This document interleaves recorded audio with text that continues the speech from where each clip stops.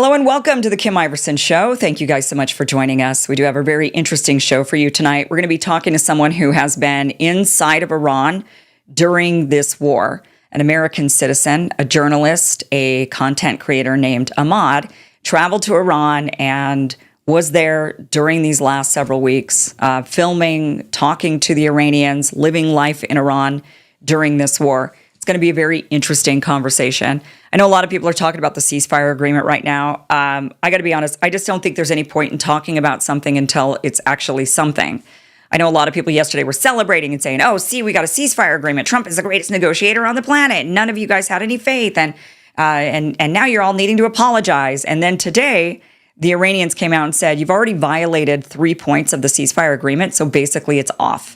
And what we know today is that no ships are really getting through the Strait of Hormuz. I think there was fewer today than there have been during this entire war.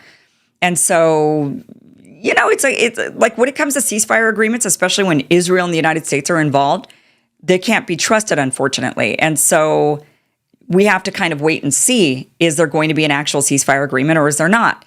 And Trump can claim a ceasefire agreement all day long, but then the Israelis can blow it up, which they seem to have been doing. And so the U.S. is proving to not be in control of Israel. Israel might just continue on. I mean, it's going to be very interesting to see how this plays out with the ceasefire agreement. And maybe Iran is exposing that the United States has absolutely no control over Israel because Israel's the one doing the violations. They were supposed to stop bombing Lebanon. Instead, they've gone after Beirut and they're bombing Beirut. I mean, it's atrocious what the Israelis are doing. Also, a drone entered Iranian airspace, and the Iranians said, hey, that was not supposed to be part of the ceasefire agreement. Where did the drone come from? I don't know, maybe Israel. So there's a lot of stuff going on there that it's going to be interesting to see how this shakes out. And we will cover the ceasefire agreement in the coming days, or maybe we'll wait till next week. It just kind of depends because each moment seems to be fluctuating with the agreement. Do we have an agreement? Do we not? What is the agreement? We don't know. A lot of things are up in the air on that. So at this point, I don't want to waste my time talking about it when we just don't know anything just yet. And it's kind of like, I'll believe it when I see it. You know, it ain't over till the fat lady sings, as they say. And the fat lady's certainly not singing. Certainly not the fat orange man. I mean, he was trying yesterday, but then, it all kind of blows up in a day. So we'll wait and see on that. But we're going to talk to Ahmad tonight, an independent journalist who's been in Iran. Let me just give you a taste of some of what Ahmad is about. This is a little bit of these are clips from his work so you can get an idea. Here it is. It doesn't look like it on the phone, but with my own eyes, yeah, that's large. Wow. Are you afraid? ترسیدین؟ No. Why not? چرا نترسیدی؟ It doesn't afraid us. We would not afraid of this explosion. چرا؟ چون که ایران هیچ نمیترسه. Iran never scared anything. Iran is not scared of anything. Wow, okay. Was he scared on the first day of the war and now he's used to it, or he was never afraid? از روز اول جنگ نمیترسیدی یا الان بشادت کردی؟ از روز اول جنگ. The first day of war I never scared of. Come on. You don't have to lie and be brave. I would be chicken shit. میگه که بی خیال داری راست میگی واقعی میگی. دروغ مگه دارم بگم؟ آقا از همه سوال کنی. You never lie. Yeah. Okay, all right. But he's just a shit. He's just a poop of shit. He's a trash guy. Trump thinks he's an eagle, but he's a fucking dump. He lives in the fucking dump. Where did you learn this English? آره یه جوری بگو که بتون پخش کنیم. Oh, he's mad. He's mad. I hate Trump. I hate fucking Trump. Wow. I don't know if he really understands exactly what he's saying, but it's kind of like when you learn bad words in another language. Here is Ahmad interviewing the governor of the Strait of Hormuz. It's quite interesting what he has to say. You prepared for آیا شما آماده اید the که extreme, یه چیز God شدید forbid, scenario where they use a nuclear weapon? Whether it's آیا برای خدای نکرده برای تاکتیکی که اونها مثلا یه سلاح هسته استفاده کنن شما آمادگی دارید؟ ما برنامه‌مون جامع Our planning was comprehensive. preparation for this war. اگر امریکایی‌ها میخوان یه بار دیگه If they want to, در دنیا نام خودشون رو به اصطلاح به بدنامی if they want to black fame themselves once again in the world, بسم الله Bismillah, let's start. آخر جنگ اینجوریه دیگه This is the end of war. Hopefully it doesn't reach that point. امیدوارم اصلا به اونجا نکشه کار. ما امیدواریم اونجا We نکشه hope so. ممکنه شگفتانی‌های زور بزنن There might be some surprises for them. Interesting there. There might be some surprises if they drop a nuclear weapon. Here he is sailing in the Strait of Hormuz. You can go, you can't go. You can go, you can't go. Pay up, buddy. Pay up. What's that? Oh, the money didn't go through? You gotta wait. The journalists Dimitri Lascaris, Tim Anderson, and myself had the unique opportunity to sail through the Strait of Hormuz off the coast of Bandar Abbas in Iran in order to witness what can only be described as a historical inversion of the economic world order as oil tanker after oil tanker after oil tanker is forced to pay transit fees in the Chinese yuan currency to the Iran government in order to obtain permission to pass through the Strait of Hormuz and on towards their destination. So that is Ahmad, and we're going to sit down and talk to him now. He is the founder of Propaganda & Co. on YouTube. You could follow his channel there where you can see all of these clips. Plus, he has some really excellent longer form segments about the history of Iran and showcasing really the region. And those are actually done, and they're quite polished. So I definitely recommend you watch those, and that link is down below. But Ahmad, welcome to the show. Thank you so much for being here. You already know why people are moving to crypto, but here's the problem. Most wallets still plug into the same system we were trying to escape in the first place. That's why Rumble built Rumble Wallet. It's a self-custodial wallet that lives inside an ecosystem that actually defends free speech and financial freedom. No bank holding your balance. Not even Rumble can touch your funds. This is your money, on your keys, on your terms. But if you're already using Bitcoin or stablecoins, Rumble Wallet gives you even more power. Direct, fast tipping, and support for creators right on Rumble without waiting weeks for payouts or dealing with random account holds. On-chain payments and assets like Bitcoin, Tether Gold, and USD stablecoin, so you can move value globally without asking anyone for permission. Most wallets stop at storage. Rumble Wallet connects your money to a marketplace of ideas that refuses to cave to censorship. So if you're serious about sovereignty, financial and digital, this is where you level up. Go to wallet.rumble.com or search Rumble Wallet in the App Store. Download it, back up your recovery phrase, and move your money where it belongs, in your hands. Rumble Wallet is a technology provider only and not a custodial service. See terms at wallet.rumble.com.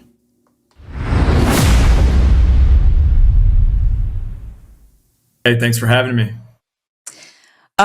Let's start at the beginning. First of all, do you have Iranian origin, background? Are you part Iranian?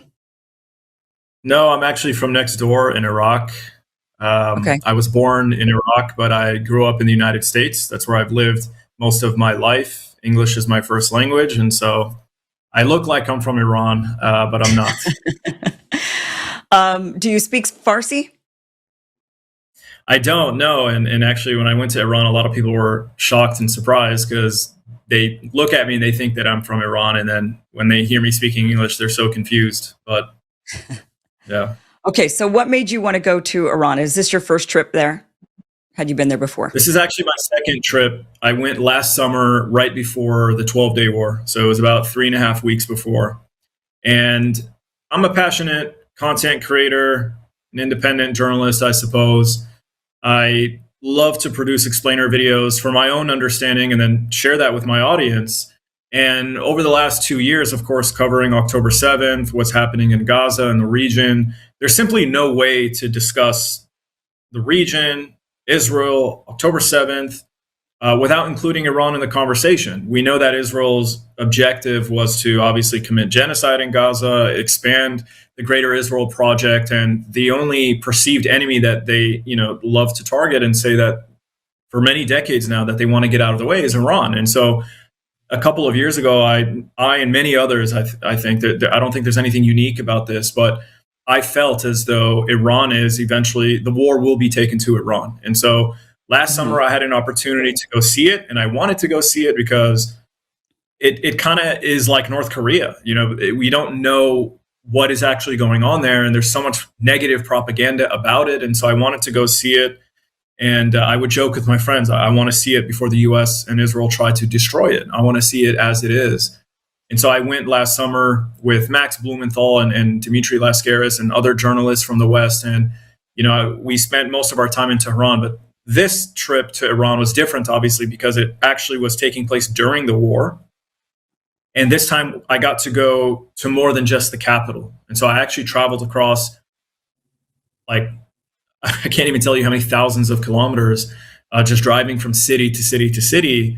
And I did that because there are Western mainstream journalists who could easily go to Iran. I mean, there's nothing stopping them. We saw that CNN journalist was there, but he didn't stay there a very long time.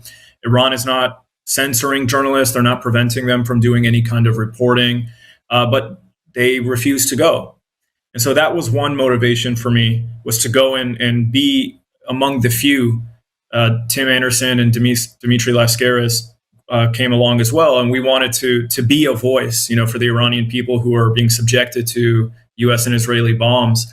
But I think also I wanted to gain a deeper understanding of Iran, and so this was a unique opportunity for me to do so. Obviously, it was a bit risky at this time, but I think it was a risk worth taking. What was your impression when you first arrived last year? So last year, I was shocked that a country under sanctions for 40 plus years could be as well developed as it looked. Now, again, last year, my trip was contained to the capital, and much of that time was spent in the more posh areas of Tehran. I did get a chance to, go to maybe some, I guess what you can describe as a lower income area of Tehran. But, I took the subway. I was surprised at how nice and clean and on time the subway was. I went to high-rise towers. I went to nice restaurants. I mean, I saw a place that if you went there, you would be like, this is a very well-developed country and actually a wealthy country when it's been under sanctions. So that was impressive. And then obviously I got a chance to go to the Aerospace Museum and see what they were able to do militarily. So not only have they developed their own infrastructure, I mean, they have mass transportation, very clean cities, incredible museums, beautiful gardens all over the city, but they've also provided their people with free healthcare and education. I went to the University of Tehran and saw many young people there, fiercely engaged in debate and discussion with brilliant academics like, David Miller. And I saw a well-developed, healthy, clean society dedicated to their own sovereignty. And so that was last year, though. This time was different because I actually got to go outside of Tehran and see. The first city we went to was Tabriz in the northwest, and because flights are canceled, we had to drive across the border, and so we spent a lot of time driving and seeing the beautiful mountain ranges and meeting everyday people and of different ethnicities. Right, like you have the Azeri people who live in the northwest. There was a lot of talks about the Azeris or the Kurds being used as rebels or proxies that could, engage in some kind of armed uprising against the government and flip. And from the outside, if you believe the Western mainstream propaganda, you would think, yeah, Iran is just a little more pressure and they'll be destroyed, that their people are unhappy to live under this government and they'll flip on them at any time. All they need is a little assistance. All they need is a little bombing. But what I saw actually was very different. The people are very loyal to the revolution. They're very loyal to the government, and they're very proud of the fact that they are part of Iran. Iran is not just a society or a civilization or a nation for Persian people. It's something that Kurds, Azeris, people of all ethnicities and walks of life, they view themselves as part of the fabric of the society, part of the history of the nation. And obviously Iran is, a nation that is part of greater Persian civilization, I suppose, over thousands of years. And everyone takes pride in that and they feel part of that. And so for me, I was surprised by how dedicated and committed people are to the government and to the revolution, and especially now during the war. What part of the revolution and the government do you think that they're the most loyal to? Do you think that they, for example, do you think that it's just that obviously the previous government was brutal, controlled by the West. They were able to eradicate that. Are they more proud of the fact that they're not under control of anybody else?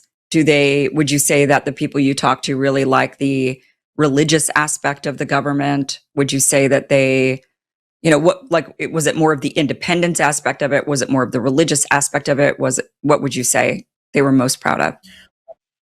I think it's difficult and probably varies from person to person, but I would say that it's probably a healthy combination of all of it.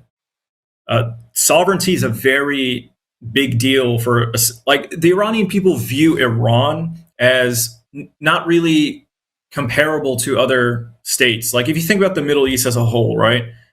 How many states in the Middle East were just artificially produced by the collapse of the Ottoman Empire and the Sykes-Picot Agreement, where the British and the French colonized and imperialized the region and then drew borders and magically created countries, leaving behind certain minority populations as a ticking time bomb of demographics that they could one day flip and try to use against, these newly created countries so they could maintain control of the region and extract its resources.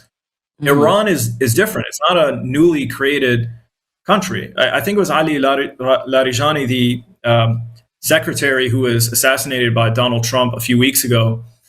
I think it was him who said that Henry Kissinger told him Iran is unlike any nation in the region. You guys are here to stay. You've been here and you're here to stay. And the way we treat other nations, we can't treat you. And that they view themselves, and this is something the governor of the Strait of the Hormuz region told me when I spoke to him during our trip. He said that there are 6 or 7 cultures on Earth, premier cultures and civilizations. It's Russia, it's China, it's India, it's the United States, and it's Iran. And I forget the other 2, but that's how they view themselves. They really pride themselves on their history, stretching back thousands of years. And that includes figures like Cyrus the Great, who is known for his ethnic and cultural and religious tolerance. So many people in Iran view themselves the same. There are we saw the other day the Israelis bombed a synagogue and killed the Jews that they supposedly want to protect and liberate. In Iran, how many people are asking, how are there even Jews in Iran? How do they even have a synagogue in Iran? It's not just Jews. You have Armenians, you have all kinds of Christians, you have. It's a very religiously diverse country, and the people are proud of that and they want to preserve that. And I think that's probably on the deepest level. It's about sovereignty, civilizational pride, and just love and patriotism towards the nation. Thanks for watching this clip from the full Kim Iversen Show, which you can catch Monday through Friday, 2 p.m. Pacific, 5 p.m. Eastern for free at KimIversonShow.com. See you there.